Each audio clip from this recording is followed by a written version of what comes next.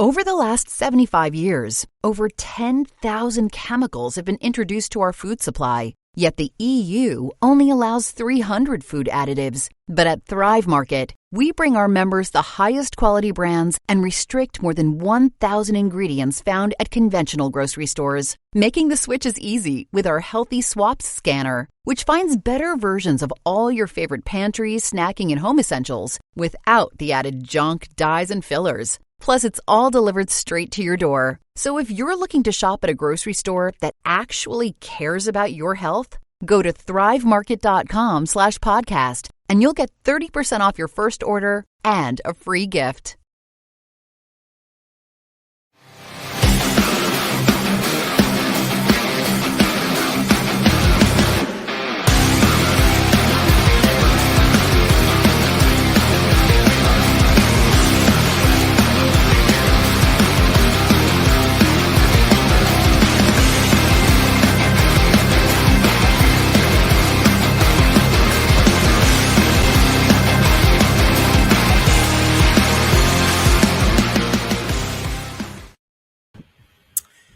And hello everyone.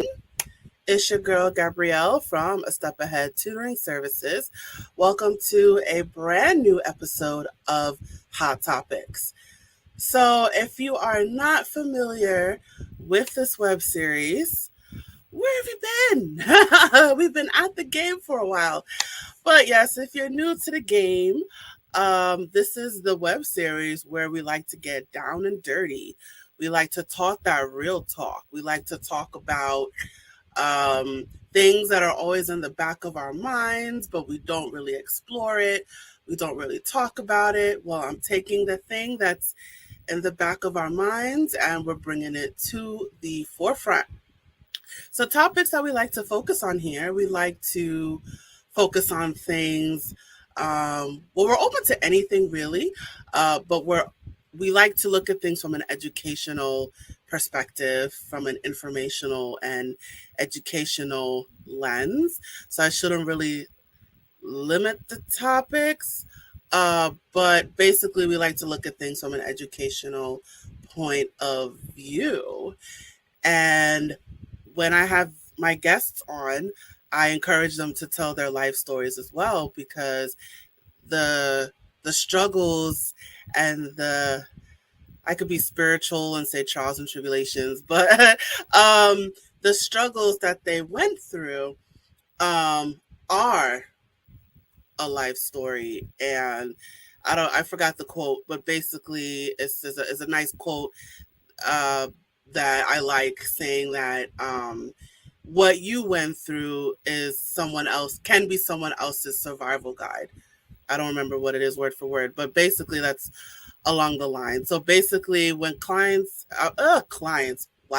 when guests come here to the show and they tell their life stories, I encourage them to tell their life stories and to get down and dirty and talk about the dark stuff, because whatever it is that they went through, someone else is always going through the same thing.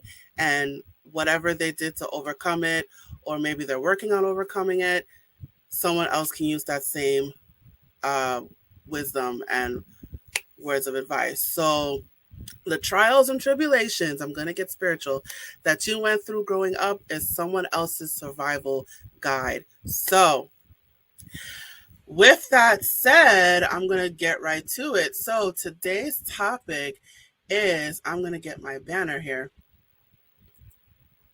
Living with a Disability Part 3. So obviously there's a part 1 and a part 2. Definitely check out our video library wherever you're watching this right now.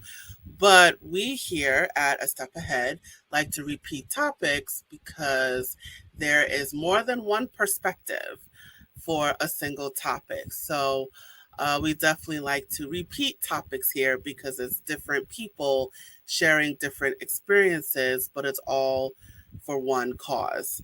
So we definitely like to repeat topics here. So yes, this is part 3, and check out part 1 and part 2 wherever you're watching this right now. And I have a guest with me. I have a brave soul who's going to help me out with this discussion. Her name is Michele Brickner. I hope I'm saying her name right.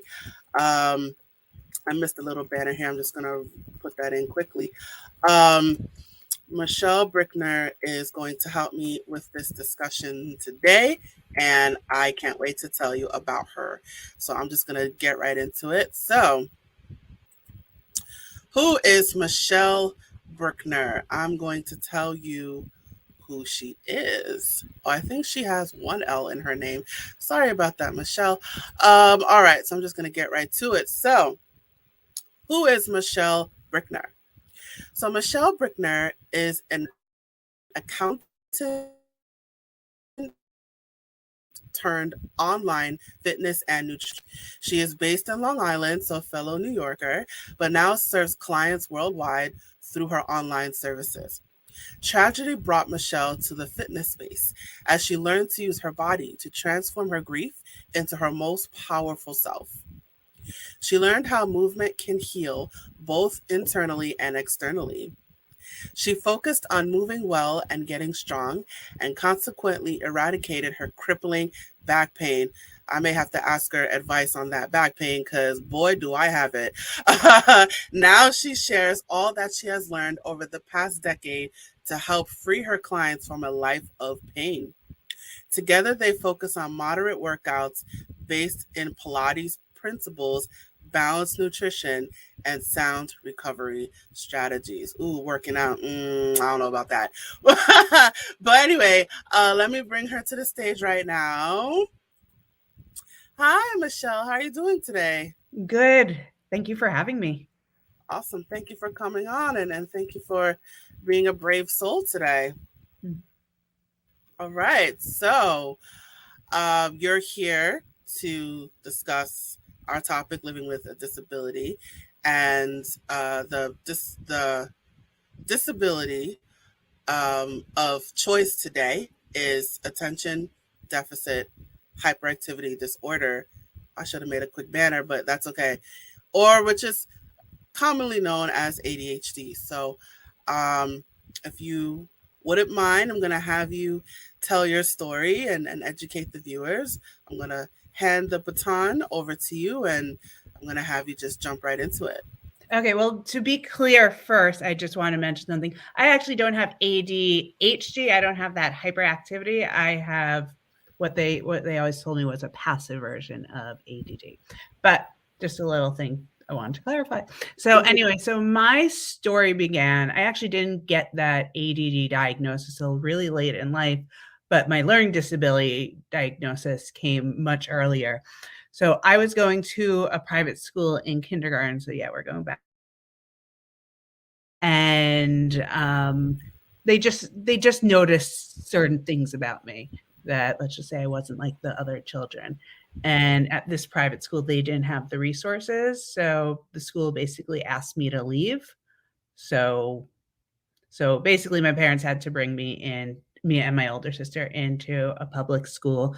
And then around the second grade, I remember going for this testing, which, I mean, obviously my memory of it is a little different, but I just remember it being the longest testing, it taking days, being so boring and all that stuff. And then once I did that testing, I then had to go into the resource room throughout elementary school, middle school, and high school. And basically what the resource room was is anyone who was told that they have a learning disability, and you're now, back then at least, we weren't told anything more than that. I was just told there is something wrong with you. So for 1 hour each day, your punishment is you have to go into this room while the other kids are doing whatever else. You have to go in this room and you have to do homework. When we got a little bit older and we started taking tests, middle school, high school, then we got pulled out of that room with the tests and we had to take it in the resource room. I mean, that was a really nice thing for me because what I now know of my ADD is one little noise for a regular person is just a little noise. For me, it's all I can hear. So it will just be so increasingly loud. So that actually accommodation was really helpful for me. But I was very frustrated about having to go into the resource room. And like I said, it felt like a punishment to me. I didn't see anything was wrong with me. I thought I was pretty smart. I was always being told how smart I was, but yet I had to have this label and I had to go into the resource room, which in my view was just a waste of time. So in high school, I renounced my learning disability, thinking that I could just say, I don't have a learning disability anymore. That's that. And I remember a whole big meeting with the principal, the resource room, all those people, until I was finally excused from the resource room. I didn't do well in school unless it was a subject that I loved. So I had a 1.8 GPA because I didn't like going to classes. So I mostly didn't. But then at the same time, I loved physics. So I got straight A's in physics, loved history, got straight A's in history. So my report card was kind of strange. And I've learned since then that all that stuff I was seeing on my report card was tied into the learning disability, was tied into the ADD. Once again, this is something that was never explained to me. It was explained to my parents, but not to me. So fast forward, I went to Hofstra for about a year where I, once again, didn't go to class. So I realized, hey, this is a very expensive school. I'm wasting a lot of money. There's no point. Then after that, I was pushed by my parents to go to a school in Vermont called Landmark College that specializes in students with learning disabilities and ADD. And while I really didn't want to go, I kind of knew that I had to go. So I went, and it was the most amazing thing for me. It was a very small junior college. Everyone there has ADD. Everyone there has some kind of a learning disability. So instead of like in high school where they just stuck us in a room and made us feel like we did something wrong, here they actually gave us tools to approach the different issues we had. So for one thing, I would get very distracted very easily. So I remember in my communications class, I was allowed to knit in class. So you would see the teacher talking and I would be sitting there knitting because her thing was, if your hands are busy, then your mind's going to be able to focus. And it was so great, the tools that I learned, that my little sister, who also has a learning disability, I believe she has ADD as well. I remember her calling me when she got into college and she went to school in Connecticut, and she's hysterically crying because she had this paper to write and she was so overwhelmed. So I drove from Vermont to Connecticut, just kind of taught her what I had learned there. I was trying to kind of pass on these tools, and we got her through her paper. I mean, I had a pretty good experience because with the learning disability back in school, I kind of want to circle back here for a moment, because while it always came fairly easy to me, my little sister, it didn't come easy to her. And like, I could see how upset it made her. So for me, like, I'm frustrated that I didn't have these tools in high school and middle school that I had at this college, because I'm like, wow, imagine how things would have been. Because we had straight A's at this junior college. I went on to the University of Vermont, where I got invited to the National Honor Society and all these little things. But what would have happened if earlier on in my life I had given these tools? What would have happened for my little sister, who felt so terrible about herself? And I see so many kids like this. They just feel so bad about themselves because they can't do good in school. And it's not on the kids. It's on the school systems who are not doing what they should. I mean, we would never think of a building without a wheelchair ramp. So the fact that schools don't help these students that have a different disability, it's terrible. It really is terrible. I'm grateful that I had those opportunities, but it was also an extremely expensive school, a school that most people can't afford. So I definitely do think there is a really big problem with that. And I will say it's kind of the gift that continues to give, because even this day in fitness and in nutrition, every year I'm doing at least one certification, which I'm no longer in a classroom, but I'm studying on my own. So I need to have these really good study habits to be able to commit, to be able to complete these certifications. And now that I'm a mom myself and I'm starting to see things with my daughter, I know that I'm going to be able to help her. And there you have it in a nutshell. That is my story. That is my journey from that 5-year-old little girl to the one who has a 5-year-old of her own. Awesome. Awesome. Thank you so much for that. So let's go back to the beginning a little bit. Can you tell us how old were you when you received the official diagnosis? I was in 2nd grade, so that would have made me 7. So you are a youngin'. So can you, how, so I gotta think of my question. Okay, so we're still in the beginning a little bit. So you brought it up briefly about, while in school, you were brought to separate rooms. Mm-hmm. Were you aware of why you were going to separate rooms? No, and this is actually an interesting thing, because recently, which I didn't mention, my father had found all these papers from my childhood, which he had told me had gone away, and he brought them all here. And all this is my IEPs and just different reports that have been written about me through the years. So from that, I had kind of learned a lot about the learning disability. But at the time, I wasn't told anything. I was just told, you have to do this. And that's kind of a big part of what I felt as an adult learning this. Like, they kept on saying, why aren't you going to class? Why aren't you doing this? Why are you doing that? And they had this knowledge about me that everyone just chose not to share with me, which I think is insane. So no, I did not know. So to you, it was just like a normal day at school, not going to classes. Your parents are yelling at you. Why can't you do this? Why can't you do that? You thought it was just a normal day. Yeah, I thought that was my personality. I didn't realize that it actually tied into this other thing.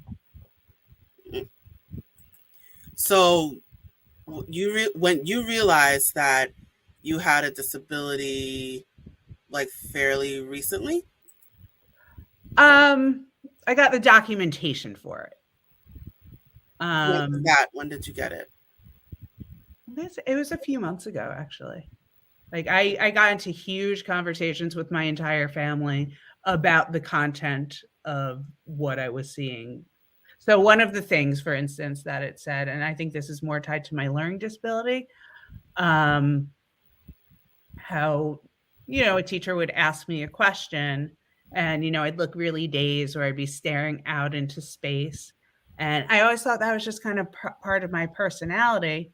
But then reading a later IEP from when I was going to this school, the doctor who was giving it to me had said, this has to do with the brain processing, and this is also very much related to this passive form of ADD that I had mentioned.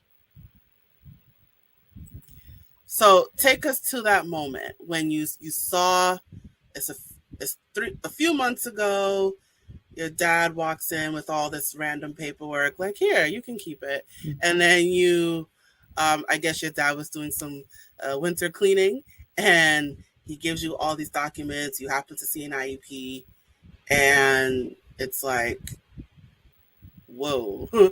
So take us to that moment. What were you thinking? What were you feeling when you saw that IEP?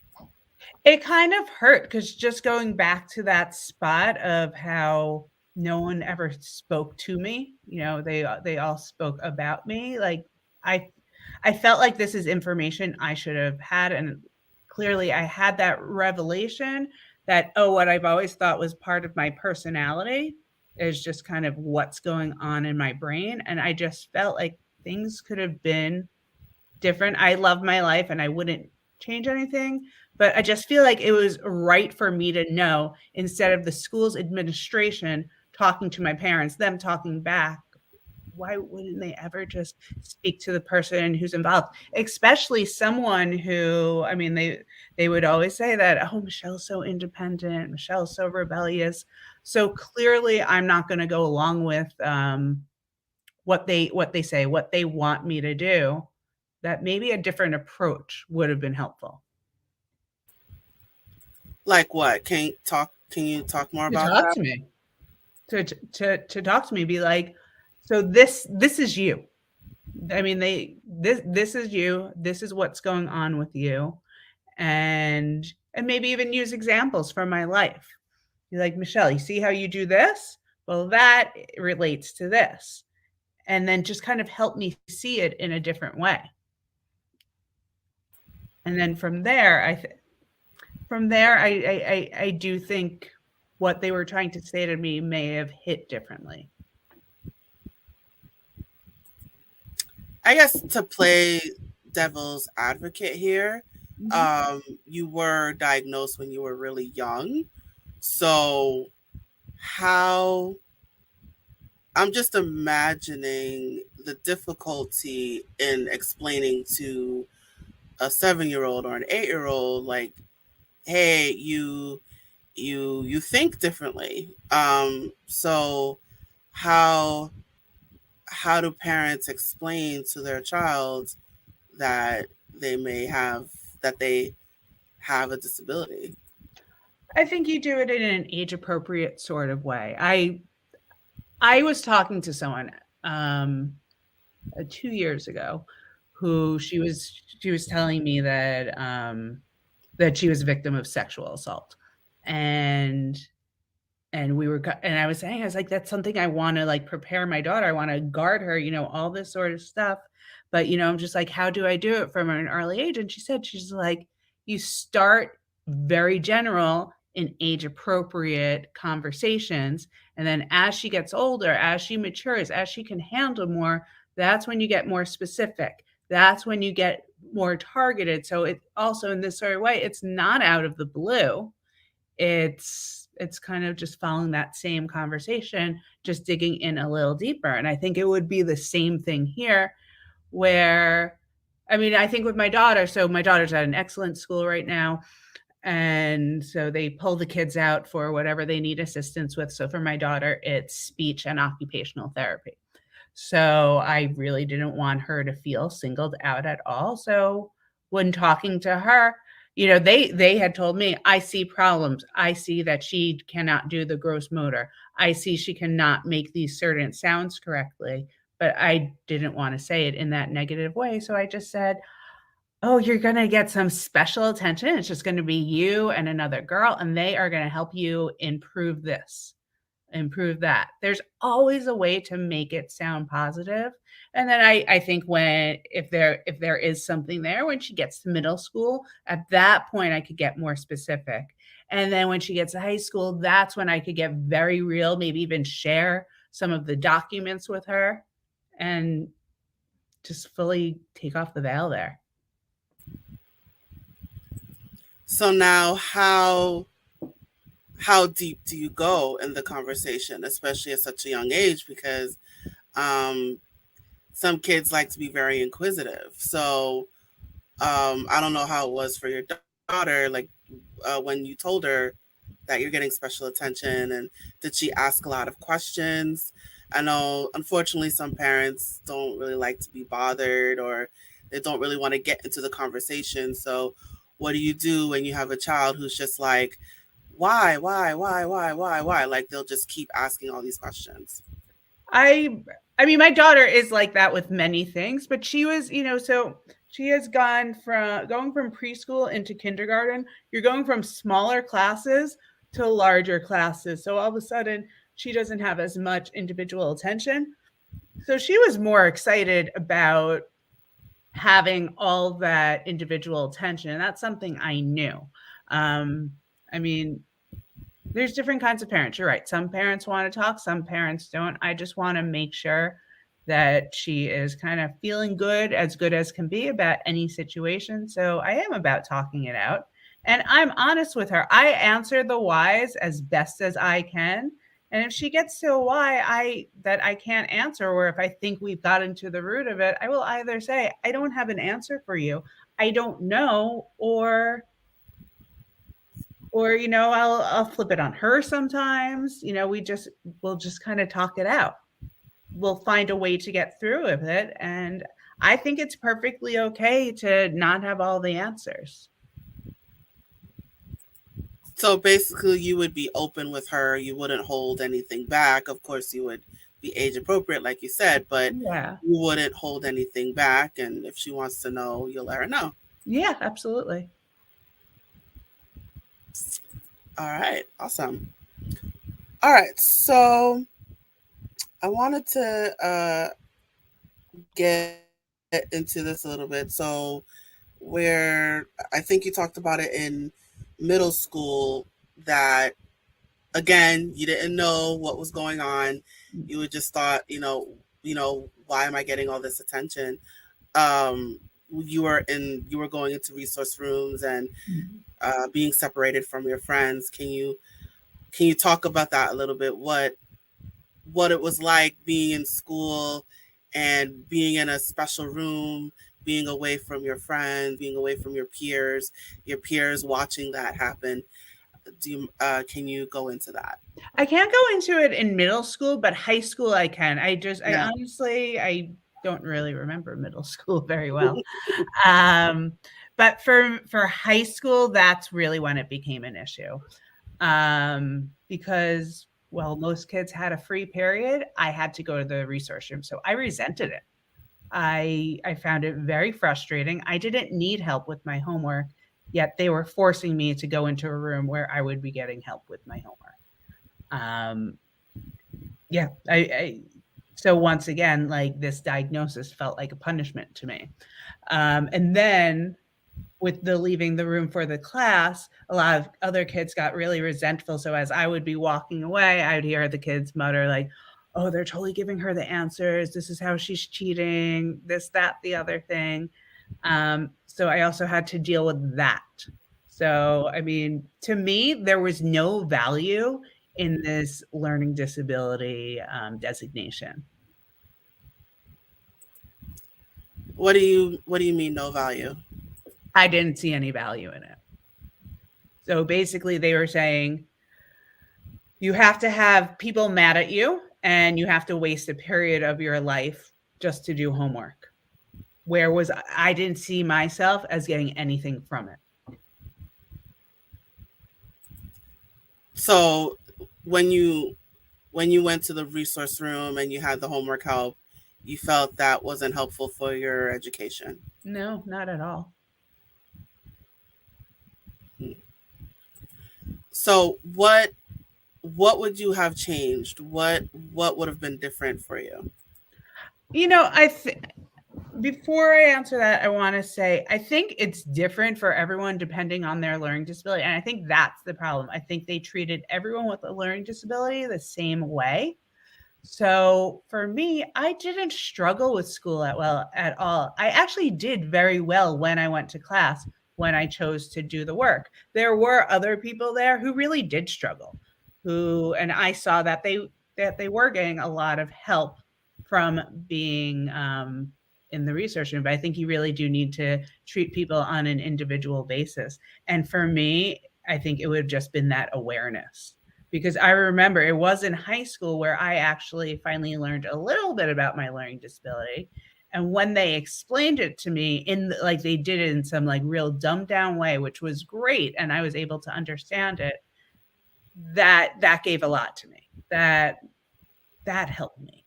I'm the type of person where if I ask you a question and if I ask for your opinion on something and you give me an answer, I'm going to accept them, and then I'm going to say, okay, now why? Because I'm the type of person, I need to see behind the curtain. I need to see how things work, and that helps me. I'm sorry, you said that you became aware of what was going on in high school? Yeah. I think it was probably in this meeting when I said I don't see the point in me having a learning disability, and I said, so I don't want to do this anymore. They did actually explain it a little bit to me, like basically how it works for my brain. Do you recall what they said? I remember exactly what they said. They said they said that in my brain, it's basically like we have a filing system, and anytime anyone says something to you, you just file it away. So let's say you told me you went to Boston University. You say that, and then I would put it in my head for Boston University, so I can easily access it anytime I needed to.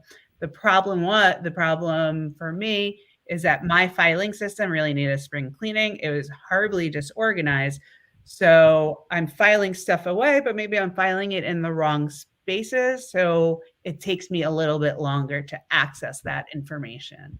And kind of like that dazed, spacey version of Michele that so many people know are really coming from me being like, okay, I know I have this paper, just let me find it. And did you understand that explanation? Yeah. I mean, I've never been a super tidy person, so I've always had problems with organization, which again was part of my learning disability. So yeah, that was an analogy that worked fantastic for me. And what was going through your mind when you heard that? What were you feeling? What were you thinking? I mean, I was thankful for it. I mean, I can't remember too much because I mean, that's about like 2 decades ago. Yeah. But I remember being thankful to finally learn something about myself, to finally like understand what has always been held back from me. You finally understand what's been going on your whole life. Yeah. I mean, now I know that was only like a really small piece of the puzzle, but once again, to finally get some information about me was great. Awesome. So, all right. So tell us about college. What was that like for you? Are we talking about Landmark or Hofstra? Let's start with Landmark. I mean, Landmark was an adjustment because I mean, I was up in Vermont and all, there were just a bunch of reasons why it was an adjustment, but it was also really great. I mean, it was super small class sizes. Now I went to a small high school also, but this was even smaller where our classes were about 8 to 10 each. And I mean, this is when we started learning tools, and it wasn't in a super official way. It's not like we had a class learning disabilities tools, but it's just like each teacher, they'd see how we're struggling and then they'd kind of help us in that sort of a way. And this is the first time in my life where I actually got excited about school. Like I I loved everything that I was studying, where, oh my God, any available moment I was doing it. And I mean, my grades reflected that, but I didn't even care about that. I was just really enjoying school for the first time in my life. And I mean, it did feel good to be around people who were similar to me. Similar how? Similar with the learning disability and ADD. But I guess another part with that is I felt like in high school, I was kind of, and middle school, all that stuff, I felt singled out in a negative sort of way, where here, you know, I was amongst my people. And yeah, and they would love to share their, like, listen, having a learning disability, having ADD doesn't, I mean, yes, there's literally something wrong with you, but there's nothing wrong with you. Some of the smartest people in history had dyslexia, because dyslexia is something else that there were students there who had dyslexia, ADD, and learning disabilities. So it was like you were among your tribe. Yeah. So how are the classes themselves? Like, how was turning in assignments, completing assignments, listening to a teacher, going to classes on your own? How was all that for you? I mean, I can't remember too much because, once again, it was a really long time ago. But here's what I will say. In high school, like, they tried to move the earth to try to get me to class, and they couldn't do that. They tried to, oh my God, just everything under the sun they tried to do, and they couldn't get me. And they didn't have to get me at Landmark. this is something that I wanted to do. This is something that I did of my own choice. So there was something there that, yeah, unfortunately I can't answer that question. All I know is there was just something that made me want. Go ahead. Well, no. That was it. All right. I mean, it was different from high school, and and that you weren't, like you said, you weren't singled out. You were among your tribe. Yeah, you know what? Now I'm thinking about it. I think one part of it could be, once again, I felt put down. I felt singled out in high school, where at Landmark, I felt there being like, yay, you got this. So now let's use it and let's see what you're capable of. It just felt so positive. Like I know when, like my daughter, she does not love to do the reading homework. And I know when I'm doing it in a way like, come on, we got to do this, which is kind of negative. She's not really wanting to do it with me. But then when I do it in a way where I'm like, I can't read this word. I really can't figure it out. Can you help me? That's when she wants to do it. When you talk to someone in a way that shows that you see their potential, then I feel like it makes them wanting to act in alignment a little bit more. I mean, I guess kind of that old line, you get more bees with honey than with vinegar. Right. So you were playing to your daughter's strengths? No, I think that action has within it an implication that this is something she understands. She's really smart. She's a really good reader. So I'm implying that she's at this higher level than I am. So you were encouraging her, you were helping her find confidence in herself. Yeah. I mean, I think a lot of people I knew, at least, who were in the resource room, I think, and I can be wrong, I don't like speaking for other people who I haven't seen in such a long time, but I feel like there was almost a way teachers would talk to them. Like teachers would almost like talk down to them. Like they're not the good ones. And I mean, I actually remember an experience at Hofstra.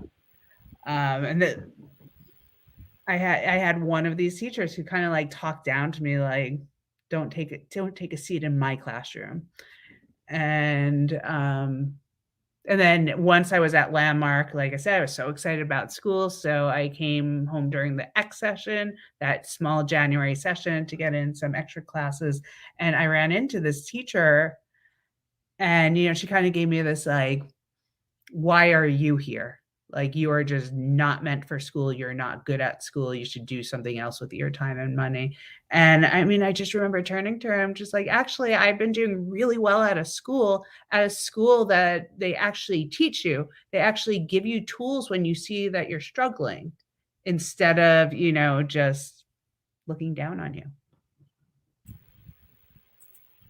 And this was while you were at Hofstra? No, I was at Landmark, but I just took a class at Hofstra because they were the only ones who did it. Oh, okay. Okay. So now I imagine when that teacher was giving you the side eye and that snooty look, Yeah. I imagine the vindication that you felt when you told her, like, I'm actually doing pretty well. Yeah. That felt pretty good. But also on the other side, I do still think about that one. Like I remember having one professor over there who was very encouraging for me. And I think in a way she kind of planted the seeds of what I would eventually go to study in college. I think she kind of sparked my curiosity, which I think is just so important. So the importance of having a good teacher. Yeah, absolutely. It can make all the difference in the world. What did you end up studying? Philosophy and ancient Greek. Wow. Wow. All right. Awesome. All right. So we are going to wind down a little bit. So I'm going to ask you an application Okay. question. All right. So you said high school, I guess, was the most stressful time for you, I'm assuming. Yeah, I'd say so. Yeah.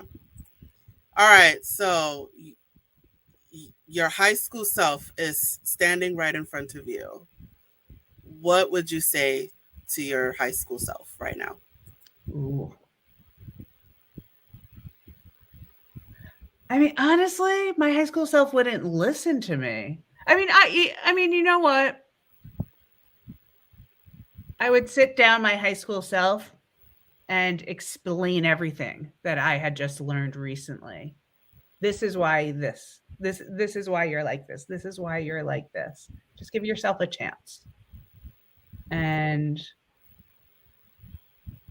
yeah, I feel like that explanation and, just telling me to try a little bit is what I think that would help me.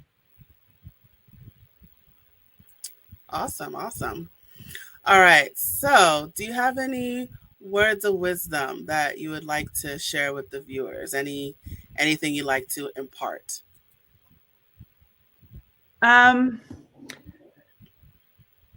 Yeah, I mean, I think the two biggest things, I think it's more for parents of children with learning disabilities and ADD, where don't safeguard the information. For someone who does have this, you need to have those open conversations. You need to discuss to allow them to be a part of their own life. And then the other thing is you need to be the biggest advocate, because I'm lucky that my daughter's at a good school district. Not all school districts are as good. So just pay attention to how they seem to be doing in school. And if you think that they need anything further, just write to the school, contact the school, make sure that they're getting the tested so that they can get the help they need, and just make sure that you're being there in support of your children. And if they're having problems with homework, if they're having problems with school, that's not the time to get mad at them. That's the time to support them and let them know, hey, I'm here for you. I am the number one person in your corner. Awesome. Awesome. And I'm going to have you make a quick PSA before we switch to the next segment. So if any parents suspect any signs of ADD, ADHD, or if they want to have their child evaluated, or maybe they're adults and they have those same, is the symptoms the right word? If they have the same symptoms, or maybe they went through the same life experiences that you have, what can they do about it? Well, it's going to be different for what stage of life you're in. So for a smaller child, let's say preschool or younger, that's something that you're going to take up with a pediatrician. And I know for me, they had actually sent me to ear and throat doctor, I think it was, for deeper testing, because I know there is something with the ear and some of those symptoms. So for the younger child, it's going to be the pediatrician and then possibly a specialist. For a child in elementary school, middle school, you want to talk to the teachers. You want to try and have a close relationship with teachers, which, as I'm discovering now, with the way kids are in school with technology, it's a lot easier. One thing I can say just really quickly is I had mentioned something to my daughter's teacher in September, like, oh, hey, I kind of see a little of myself in her. Watch out for this. And she had actually recently called me and be like, I think you're right. We're going to have a conversation, because the teacher can then just pull in all the resources, or at least guide you of where you need to go. Then finally, for someone a little older, high school could go to the teacher, and same with college. Well, college, not so much. So you want to go to a psychologist or a psychiatrist, depending on where you want to take this. But yeah, a psychologist or a psychiatrist could help you out. And that and that's the same for adults as well, right? Yeah, actually, my last testing, I mean, granted, she was the dean of the school, but my last testing was done by, I think she was a psychologist. So yeah. I mean, I think at that stage in life, I think that's all you really can get tested by. Mm-hmm. But I guess all I would warn is, because a lot of people who may suspect that they have this, maybe sitting still for a long time, does not come easy, and this is kind of the longest testing you will ever have in your life. Like it feels unbearable. It really feels unbearable. Awesome. All right, Michele, thank you so much for joining me today. Just gonna make that quick spelling to your name. All right, and I'm gonna put up your banner right now. So you guys, you can follow Michele on social media. She is on Facebook, Instagram, TikTok, and YouTube. All right. One. What happened? I'm just starting YouTube. Just starting YouTube. She's all right. She's getting there. She's getting there. But she's definitely on a lot of platforms. So definitely follow her. And she is on the web. Her website is www.michelebrickner.com. Michele, can you briefly tell us about your business? Yes, so I am a fitness and a nutrition coach. I help people get rid of pain in their body just through moving well, eating nice and balanced, and using the proper recovery strategies. Awesome. Wait, so do you work out with people, or is it just like consultation? I'm not actually going to do the workouts. I mean, I will demonstrate, but if I'm exercising, then I won't have my eyes on you and I can't correct you. So I do it in a few ways. So most of what I do is remote. In special cases, I will be in person. So I'll meet with someone on Zoom, and then I have an app where I will give someone a workout. If they want to do nutrition as well, that's something that we would do in a Zoom talk. So it basically depends on the person. And I also do have some online programs from time to time. Awesome. Thank you for that. And you've also shared a couple freebies. So this freebie here is to help people who want to work out but feel intimidated and overwhelmed in the gym. So definitely check that out, guys. And the second freebie here is for someone who wants to eat healthier or lose weight. Start simply with little things they can do in the kitchen. So definitely check out those freebies, you guys. All right. And Michele, thank you so much for joining me today. Thank you so much for having me. This has been fun. Awesome. All right, Michele, I'm going to place you backstage. And you guys, did I just look darker? Okay. But anyway, all right. So you guys, it is just you and me. So I'm just going to pull up my little banner here. Where is my banner? All right. There's my banner. All right. So we have reached the conclusion of our episode. Thank you so much for joining us today.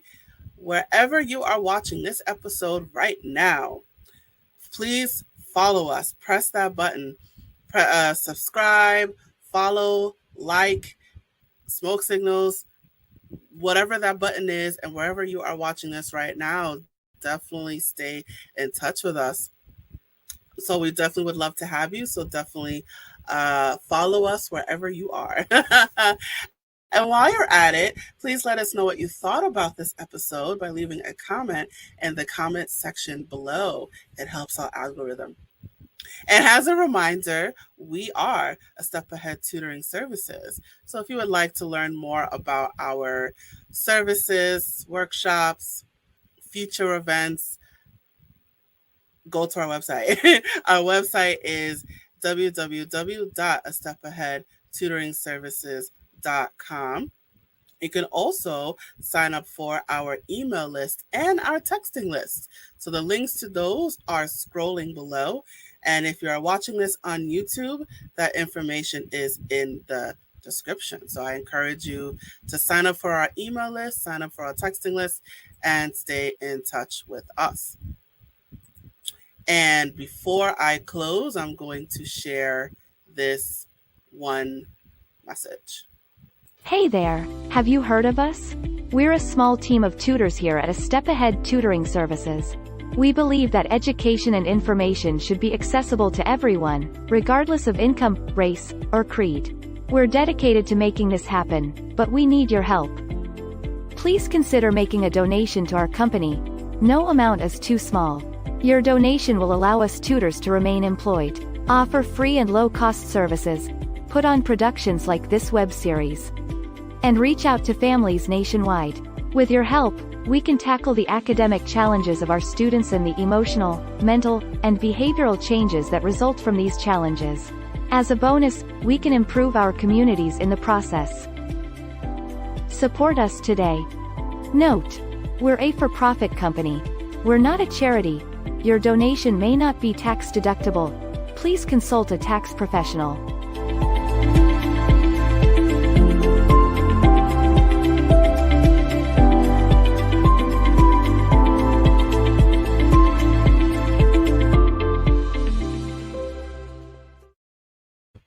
Yes, definitely. So please consider making that donation today. And that's it. You made it. So I hope this was a learning experience for you. And I hope that whatever lessons that you got from it, you take it with you wherever you go. So thank you for joining us today. And Gabrielle, hope to see you at the next episode. So thank you for joining us and signing off.